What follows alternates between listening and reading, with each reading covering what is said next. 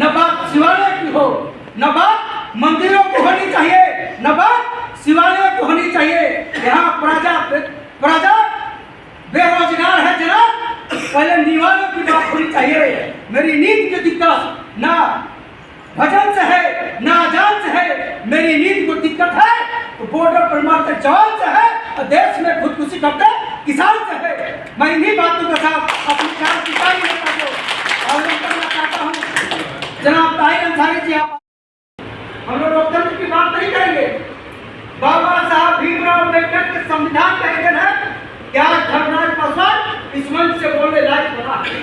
बाबा साहब भीमराव अम्बेडकर कहते हैं कि रोटी कपड़ा मकान सुरक्षा सड़क सिंचाई स्वास्थ्य की बात हम लोग अधिकार के साथ करते हैं, लेकिन जिस दिन आपका संविधान बदल दिया जाएगा उस दिन आप न रोटी की बात कर सकते हैं, न कपड़ा की बात कर सकते हैं, न मकान की बात कर सकते हैं, न आप अधिकार की बात कर सकते हैं।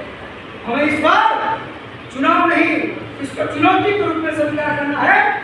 इस बार का जो देश का चुनाव है, लोकसभा का चुनाव है, वो लोकतंत्र बनाम भारतीय जनता पार्टी का चुनाव। इस चुनौती के साथ हम लोगों को जनता के बीच जाना है और लोगों की बताने का काम करना है कि भारतीय जनता पार्टी के लोग अभी पलामू में प्रधानमंत्री जी आए थे, 18 मिनट का भाषण हम लोगों ने मीडिया में मोबाइल में सुना, लेकिन आप भी सुने होंगे सभी साथी लोग। 18 मिनट में कभी भी उन्होंने देश के भविष्य की बात नहीं की, बेरोजगारी की बात नहीं की, रोजगार की बात नहीं की, संविधान की बात नहीं की, देश की दशा की दिशा की बात नहीं की। केवल बात किया तो मंदिर और मस्जिद की बात किया, केवल बात किया तो भजन कीर्तन की बात किया। क्या हम लोगों का पेट का पालन भजन कीर्तन से होता है क्या? माननीय प्रधानमंत्री से मैं निवेदन करना चाहता हूँ, क्या आप जब पलामू में आए थे पिछली बार तो आपने बोला था मन से एक कमल का फूल खिलाइए, जपला का सीमेंट फैक्ट्री चालू कराएंगे, एक कमल का फूल खिलाइए, भोलापुर का पावर प्लांट चालू कराऊंगा, एक कमल का फूल खिलाइए, पलामू से मैं मंडल डैम को चालू कराने का काम किया। हम सभी साथी लोग यहाँ जवाब दे रहे बैठे हैं। कोई बता सकता है क्या कि तीनों को पूरा उन्होंने बात नहीं किया? चालू को तो दूर कर लीजिए। आज भारतीय जनता पार्टी के लोग झूठे पुलिंदा को लेकर के गांव में जाते हैं और बोलते हैं कि भारत को इन्होंने सर्वश्रेष्ठ बना दिया, कांग्रेस ने ऐसे किया, महागठबंधन ने भेज दिया। मैं पूछना चाहता हूं आप लोगों के माध्यम से, मीडिया के माध्यम से, भारतीय जनता पार्टी के लोगों से, जो 10 साल सत्ता में बैठे माननीय प्रधानमंत्री मोदी जी है, अमित शाह जी है, आप बताने का काम करिए कि देश की आजादी से लेकर आज तक जो कांग्रेस ने इस भारत देश को सुई से लेकर हवाई जहाज देने तक काम किया, रीढ़ से लेकर तमाम तरह की सरकारी संस्थानों को देने का काम किया, आज का काम सिर्फ और सिर्फ कॉर्पोरेट घराने में उसको बेचने का काम आप उन्होंने किया है। यहाँ के नौजवानों को रोजगार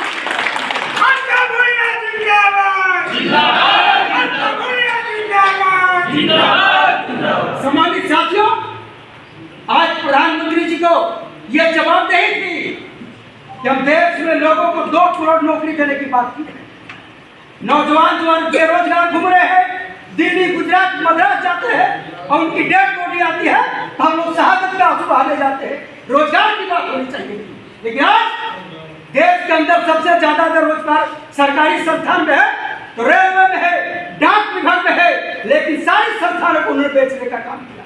सेल को बेचा, रेल को बेचा, सेल को बेचा, भेल को बेचा, चिकित्सा, स्वास्थ्य, शिक्षा सबको बेचने का काम किया। यहाँ तक कि जब हमारा झारखंड सरकार पूर्व मुख्यमंत्री आदरणीय हेमंत सोरेन जी ने देखा झारखंड के साथ सौतेला व्यवहार हो रहा है, आदरणीय प्रधानमंत्री जी ने बोला था किस बार मौका दीजिए 2019 के चुनाव में, 2024 तक कोई भी व्यक्ति नहीं बचेगा जिसके सब पे छप नहीं होगा। क्या है क्या?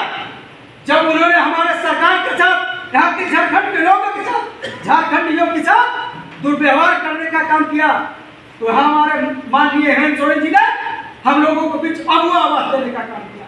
सम्मानित साथियों, जब अगुआ आवाज देने का काम किया तो केंद्र में बैठे लोगों को पेट में दर्द उठ गया।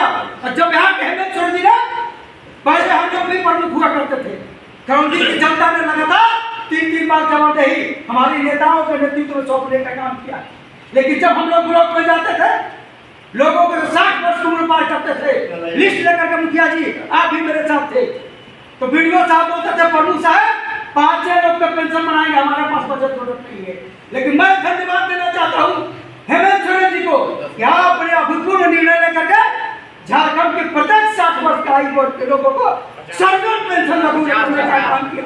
इसके बाद भी 50 बाद में बाबू जी, इसके बाद जब सर्वोच्च पेंशन लागू किया, इसके बाद माननीय हेमंत सोरेन जी ने देखा कभी भी यहाँ के आदिवासी हरिजन और सभी वर्ग की महिलाओं को 50 वर्ष के लोगों को पेंशन देने की जरूरत है।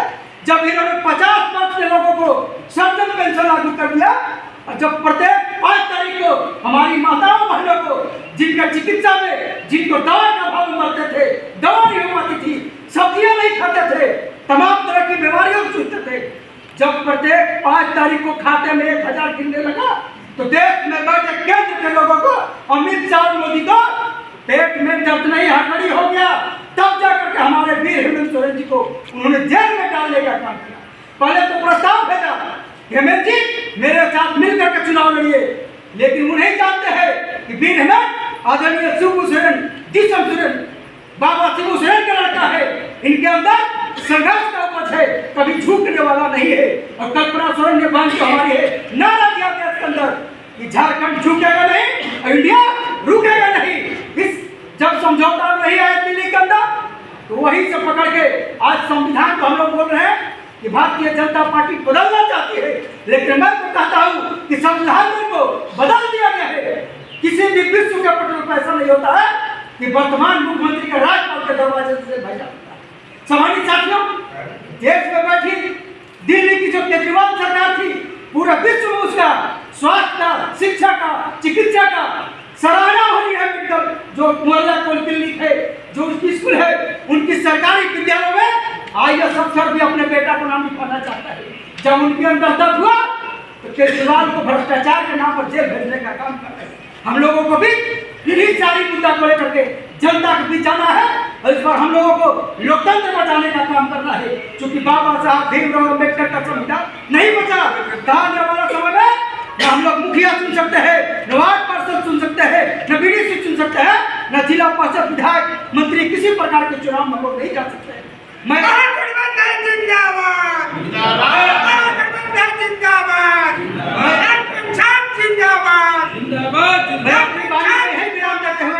मैं अपने इस कार्यक्रम के मुख्य अतिथि गरीबों के मसीहा क्रांतिकारी नेता को बनाने से पहले उनके